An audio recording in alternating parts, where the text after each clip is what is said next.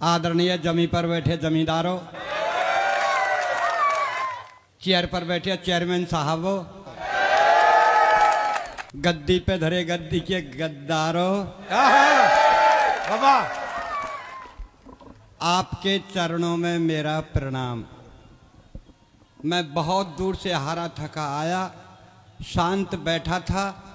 अंगद जी ने मुझको उठाया। मैं भगवान से प्रार्थना कर रहा हूँ, भगवान जिसने मुझको उठाया उसको तू उठा। बाबा अब मैं जो पढ़ने जा रहा हूँ, आपको एक बात बता रहा हूँ। मैं गांव का कवि हूँ, गांव से निकला हूँ। कोई शब्द मेरे से ऐसे निकल जाए तो आप माफ़ कर देना साहब। माफ़ के अलावा मेरे करोगे क्या तुम? नहीं बताओ, आप माफ़ के अलावा मेरे करोगे क्या? आज जब मैं सुबह घर से चला तो मेरी धर्मपत्नी ने कहा कहाँ जा रहे हो? मैंने कहा उत्तर प्रदेश जा रहा हूँ। बोल ठीक है चले जाना, थोड़ा सा डिनर कर जाना। ओ मैंने कहा पगली डिनर तो शाम के भोजन को कहते हैं। घरवारी बोली शाम कोई दरिया तो है, शाम कोई दरिया तो है और खास के तेरे लिए रखा है। मैंने कहा क्यों? बोल रात इसमें कुत्ता मुँह देखो, मुझे फेंकना पड़ता इसलिए आप डिनर ही कर जाए। भाई साहब और बस अड्डे पाया, कंडक्टर बुरी तरह चल रहा, बाबा कहाँ जाएगा, बाबा कहाँ जाएगा। मैंने गुस्से में कह दिया स्वर्ग जाऊंगा, ले चलेगा क्या? ड्राइवर बोले बाबा आजा मेरे पहिया के नीचे, तो आजा स्वर्ग पहुंचा दूं। अरे मैंने कहा ड्राइवर तेरे 64 दांत अन्य तोड़ दूंगा। कंडक्टर बोले बुड्ढे क्यों झूठ बोलता है, कहाँ इसके 64 दांत? मैंने मुझे पता है, बीच में तू भी तो बोलेगा। भाई साहब उसी बस में जिसमें मैं बैठा था उसमें अंगद जी बैठे थे, धारिया जी। बाबा इसमें धारिया जी बैठे थे। मैं बस में चढ़ा, मैं इनके धारिया जी पैर से विकलांग हूँ, मुझे बैठ जाने दो सीट पे बगल। अरे बोल पीछे जा भाई साहब, आगे जा पीछे जा। 15 मिनट हो गए किसी ने बैठने को जगह नहीं दी। पर ड्राइवर बहुत अच्छा था, जाने कब से मेरे को देख रहा। बोल बाबा क्यों होते परेशान, आओ मेरा बोनट खाली है, बोनट पर बैठ जाओ। भाई साहब मैं बोनट पर बैठा, बस चली। 15 मिनट बाद चलने के बाद रुकी। कारोई पैंट, कारी बुरसट, कारी चश्मा, देखने में सचमुच ऐसी लग रही थी करिश्मा। बस में चढ़ी, 1 मिनट खड़ी हुई। अंगद जी बोले मैडम कब तक खड़ी रहोगी? लो मैं सरकता हूँ, बैठ जाओ। बोल नहीं आप बैठे रहो। भाई साहब सच बताता हूँ, वो किसी के पास नहीं बैठी और धीरे धीरे आके मेरे ही पास बोनट पर बैठ गई। नहीं भैया हंसने की बात नहीं है, सब किस्मत का खेल है अपनी अपनी। माँ हमारा भुसावर था, भुसावर बस अड्डे पे एक भिखारी आया, मेरे से बोला बाबूजी बाबूजी। मैंने बोल क्या बात है? बोल 2 रुपए दे दो। मैंने क्या करेगा? बोल चाय पीऊंगा। अरे मैं कम वक्त चाय 2 रुपए की आती है, चाय तो 5 रुपए की आती है। अगर मांगता तो मेरे से 5 रुपए मांगता। भाई साहब भिखारी का जवाब देखिए, भिखारी हाथ जोड़ के मेरे से बोला बाबूजी जाकी जैसी हैसियत हुए अम्बा पे ऐसे ही पैसा मांगे। वाह भाई वाह, जोरदार ताली बजाइए टिकिया जी के लिए, क्या शानदार बात की। मैंने कहा जाकी जैसी ऐसी होती है ऐसे ही मांगते हैं। बोला हाँ। तो मैंने तुरंत धारिया जी की तरफ हाथ कर दिया, मैं भैया इनसे ले ले। तो भाई साहब भिखारी ने धारिया जी को ऊपर देखा नीचे देखा और फिर हाथ जोड़ के मेरे से बोला, वही भिखारी, बोल बाबूजी। मैंने बोल क्या बात है? अरे बोले खुद ही भिखारी सो लग रहा है हमको कहा। बाबा अब लेना लिफाफा कैसे? भाई साहब भरतपुर बस अड्डे पाया, एक भिखारी और मिला, मेरे से बोला बाबूजी बाबूजी। मैंने बोल क्या बात है? बोल 10 रुपए दे दो। बोल क्या करेगा? बोल चाय पीऊंगा। मैंने कि कम वक्त चाय 10 रुपए की आती है, चाय तो 5 रुपए की आती है। अगर मांगता तो मेरे से 5 रुपए मांगता। बेकारी बोले बाबूजी 5 रुपए की मैं पीऊंगा। कौन कौन है? अरे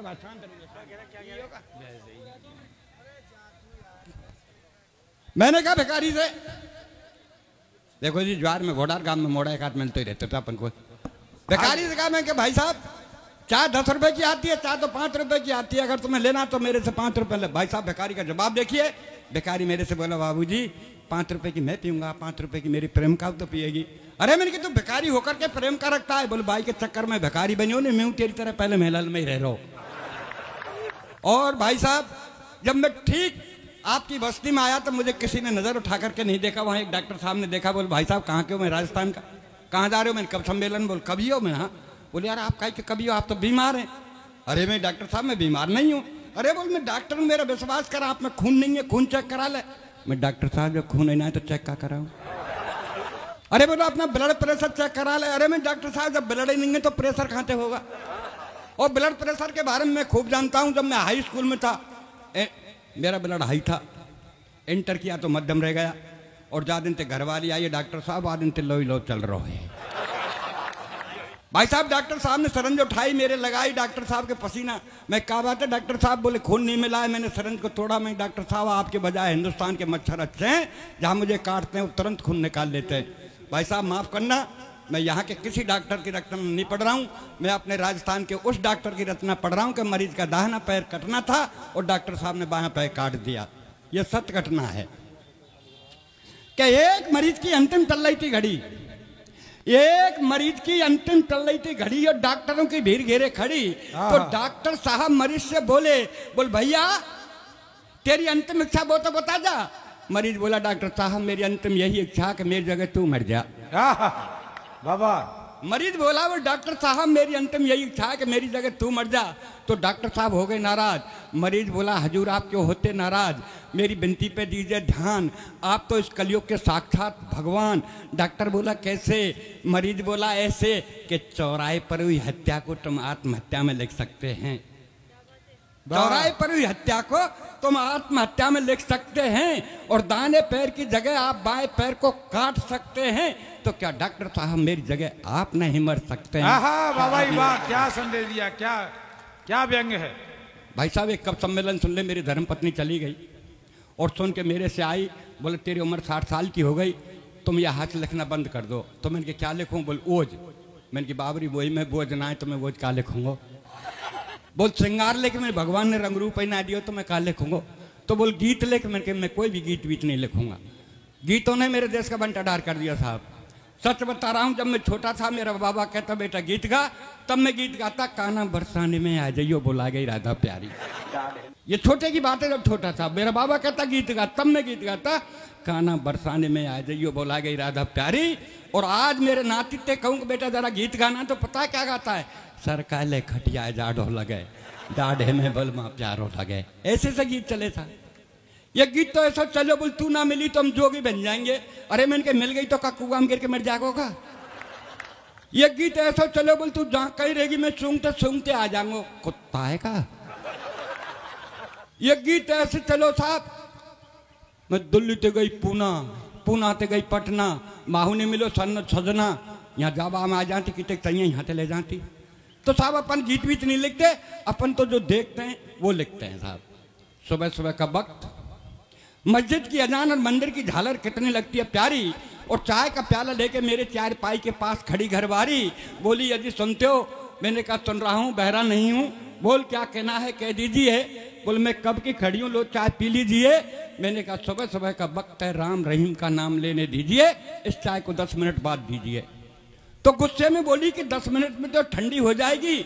मैंने कहा कम वक्त तेरी उम्र 60 साल की है गई, तू अब तक ठंडी ना है पाई तो का चाय 10 मिनट में ठंडी हो जाएगी। मैंने कहा कम वक्त तेरी उम्र 60 साल की है गई, तू अब तक ठंडी ना है पाई तो का चाय 10 मिनट में ठंडी हो जाएगी।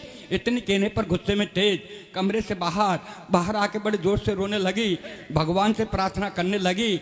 भगवान मेरी ये कर्जी है, आगे आपके मर्जी है, मेरा एक थोड़ा सा काम कर दीजिए, इस संसार से मेरे पति बाबूलाल डीगिया को उठा लीजिए और मुझे विधवा बना दीजिए। वाह भैया वाह, मैं घरवाली विधवा है रही, आप ताली बजा रहे हो, मतलब आपको बड़ी खुशी है कि मर जाए काज खट जाए। तब मैंने घरवाली का कहा, मैंने कहा तू मेरी विधवा की सोच रही है? घरवाली ने कहा जी हाँ। तो क्यों? तो तब मैंने उसको ये समझाया, जानते सुनिए साहब क्या कर रहा हूं। मैंने कहा ठीक है। इतने में मैं भी गुस्से में तेज बैग उठाया कमरे से बाहर। घरवाली बोली कहाँ जा रहे हो भरतार? मैंने गुस्से में तेज बोल कहाँ जा रहे हो भरतार? मैंने क्या आत्महत्या करने? जब घरवाली ने कहा कि मेरा पति मर जाए तो मैंने गुस्से में होकर तेज बैग उठाया कमरे से बाहर। घरवाली बोली कहाँ जा रहे हो भरतार? मैंने क्या आत्महत्या करने? भाई साहब आप रुकिए, एक मिनट साहब। अरे भाई साहब आप रुक जाइए, रुक जाइए।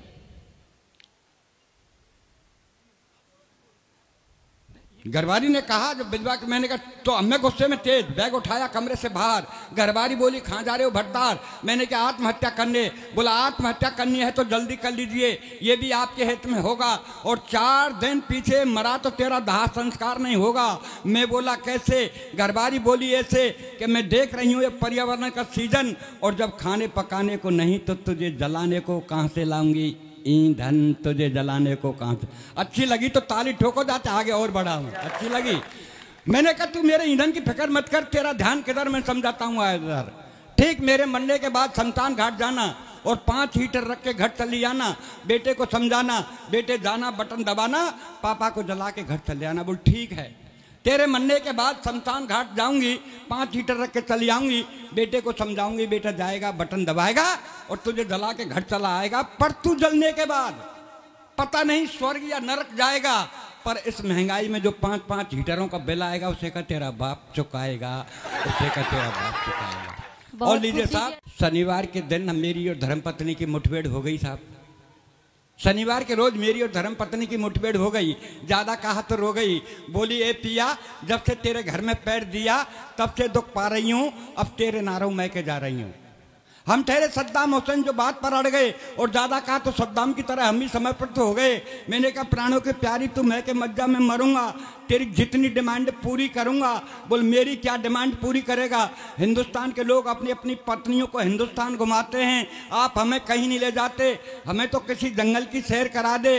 मैंने कहा कल, घरबारी बोली कल नहीं आज और अब। हमने कहा चल साहब, जंगल के प्रथम कोने में धंसे, आगे चल चक्कर में फंसे। जंगल बड़ा सुहावना पर आज लग रहा डरावना, जिसमें कुछ मर गए और कुछ मर रहे, एक सज्जन सतकंडा पर टन रहे। मैंने दी दुहाई, ठहरना भाई, आप ये क्या कर रहे हैं? बोल भाई साहब हम पढ़े लिखे बेकार, अपने घर से बेजार, अपने माँ बाप का बेचकर मकान और दुकान इस सतखंडे से कूद के मर रहे हैं। ये डिग्रीधारियों का हाल है साहब। बहुत खूब। जंगल के दूसरे कोने में चीख चिल्लाहट कोलाहल के बादल मंडरा रहे थे, और तीसरे कोने में चंद्रशेखर, सरदार मौलाना भगत सिंह बीच में बैठा बापू रो रहा था। तीसरे कोने का तो हाल ही बेहाल था, एक तरफ को चंद्रशेखर, मौलाना आजाद, सरदार भगत सिंह बीच में बैठा बापू रो रहा था। तो घरवाली का स्वाभिमान जगा, बोले क्या हो रहा है बाबा? बोल बेटी कुछ नहीं, मेरे हिंदुस्तान में कुछ लोग धर्म निरपेक्षता में धब्बे लगा रहे हैं, उन धब्बों को आंसू से पूछ रहा है ये तेरा बाबा। तो देख या हाल और घरबारी बोली तत्काल, देख या हाल और घरबारी बोली तत्काल। बोल पिया अब मेरा व्याकुल है जिया, वापस घर को चलना। ओ मैंने कहा प्राणों के प्यारी अब तो एक ही बचा है कौन? जब हम जंगल के चौथे कोने में आए, डर के मारे याद करने लगे भगवान, साक्षात सामने से आ रहे हनुमान। मैंने कहा बाबा जय बजरंग बली। हनुमान बोले हिंदुस्तान के नेतान के आगे भैया मेरी कछु ही नहीं चली। ओ मैंने कहा बाबा जय बजरंग बली। हनुमान बोले हिंदुस्तान के नेतान के आगे मेरी कछु नहीं चली, मैं तो केवल अपना जीवन यापन कर रहा हूँ। और देख मेरे उतन पे तार नहीं, एक लंगोटी में रह रहा हूँ, एक लंगोटी में रह रहा हूँ। मात्र अब आपको 2 मिनट की रचना सुनाऊंगा, भले आप बताओ ताली का मत बजाओ, पर गौर से सुनना उसको साहब। स्वागत है। मेरा 6 वर्षीय बच्चा दौड़ता हुआ मेरे पास आया था। 6 वर्षीय बच्चा दौड़ता हुआ मेरे पास आया और बोला, बोले पापा पापा गजब हो रहा है, अपनी कॉलोनी में जलने वाला रावण अब की बार नहीं जल रहा है। अरे मैंने कहा नहीं बेटे, रावण जलेगा, ऐलान हो चुका है, पर वो ऐसे वैसे नहीं, राम के बाण से जलेगा। अरे बोले पापा सच मान, रामचंद्र जी खूब चला रहे हैं बाण, फिर भी नहीं जल रहे श्रीमान। तो बच्चे को लेकर साथ में रामलीला मैदान में आया और देखकर दृश्य में चकराया। राम चला रहे थे बाण, रावण के चेहरे पर मुस्कान, उनके मुख से एक ही आवाज, मैं नहीं जलूंगा आज। तब एक सज्जन भीड़ में से दहाड़ता हुआ रावण को पुकारता हुआ बोले, रावण तू नहीं जलेगा तो क्या तेरा बाप जलेगा? तेरे बदन में लगे पटाखों से हम लोगों को मजा आएगा। रावण घुर्राया, 10 शीशों को उसकी तरफ घुमाया और बोला, बोले मूर्ख तू कहां से आ रहा है? मुझे हर साल जलता देखता है, फिर भी तेरा पेट नहीं बढ़ता है, और अगर तुझे जलना ही देखना है तो कश्मीर चला जा, संबुचा संप्रदाय की आग में जल रहा है, जलना ही देखना चाहता है तो कश्मीर। वाह वाह वाह वाह वाह जी, ले गया जी, कमाल। तब सदियों का लेकर सहारा में ऊपर तक टंडा, धीरे से रावण के कान में कहा कि भैया रावण जल जाओ, ये जनता परेशान है, दिल मत दुखाओ। रावण बोला मुझे बेवकूफ मत बनाओ, आप अपने घर जाओ। मैं बोला क्यों? मैं बोला क्यों? रावण बोला यूं का अध्यापक परीक्षार्थी रोडवेज वाले ये साल भर में 4-4 बार करते हैं, इसलिए दशहरे का दिन आज हम भी हड़ताल करते हैं। ओ मैंने कहा भैया तेरा मांग पत्र हो तो मुझे बताओ, मैं रामचंद्र जी से तेरा समझौता कराता हूं। कि रामचंद्र जी से मेरा समझौता? मानव है, मानवता आपकी जात है, मुझे राम से नहीं राम के भक्तों से शिकायत है जो बिना कारण मुझे हर साल जलाते हैं। अगर तुम्हें जलाना है तो दहेज के दानव को जलाओ, जलाना है तो दहेज के दानव को जलाओ, और भी जलाना है तो इस कुर्सी की खातिर जीने मरने वालों को जलाओ, और भी जलाना है तो अपने स्वार्थ हेतु इस वतन के बेचने वालों को जलाओ, और भी जलाना है तो कन्या का जन्म लेने से पूर्व पेट में मारने वाली बेटी के हत्यारे बाप को जलाओ। ऐसे वाह, वाह, हत्यारे वाह। बाप को जय हो, बहुत बहुत धन्यवाद।